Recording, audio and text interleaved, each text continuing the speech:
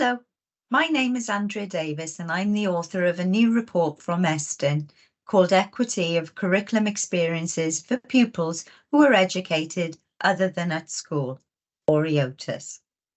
This report is based on an analysis of information from local authorities, our inspection reports and previous publications, and Welsh Government information and guidance.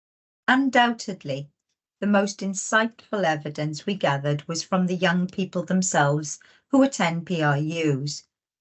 They talked about the different support they receive in PRUs to access the curriculum and the staff who understand their barriers to learning and how to help them succeed.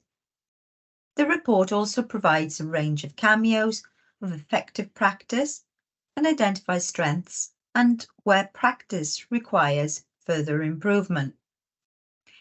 Some of the recommendations include how PRUs and mainstream schools should strengthen opportunities for pupils to return to mainstream school. Too many pupils remain too long in EOTUS providers, which impacts their curriculum offer.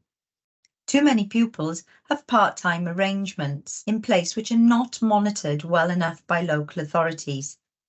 These arrangements can further reduce the likelihood of a successful return to full-time mainstream education for pupils. I'd like to thank all those who participated, and I hope you find the report interesting.